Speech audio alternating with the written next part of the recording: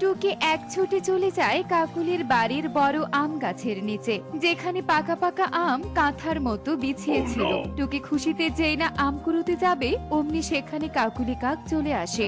এই, তোর এত বড় সাহস, আম কুড়াতে এসেছিস? চলে যা বলছি, এখান থেকে চলে যা।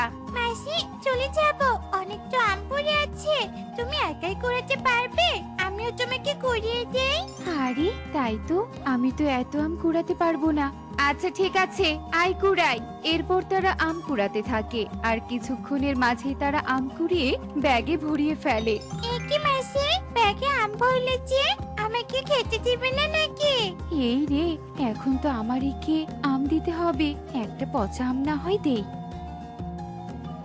এ কি মাসি, এই নীল আমটা দিলে কেন?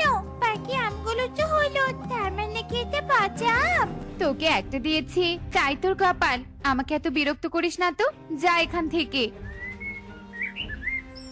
এই নীল আমটা নিয়ে যদি বাড়িতে যাই তাহলে তোমার রাগ করবে। কেমন অদ্ভুত দেখতে আমটা, আমি বরং এটা এখানেই খাই।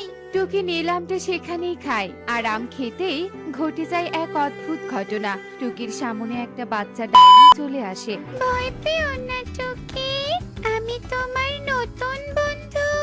আমাকে তুমি ছাড়া কেউ দেখতে পাচ্ছি না, তাই আমাকে দেখে ভয় পাওয়ার কিছুই নেই। কিন্তু আমি এই আম খাওয়ার সাথে সাথে তুমি আমার সামনে এলে কি করে?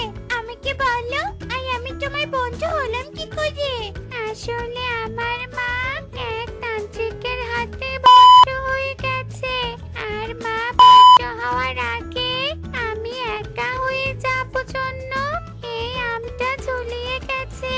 মা বলেছে যে এই আমটা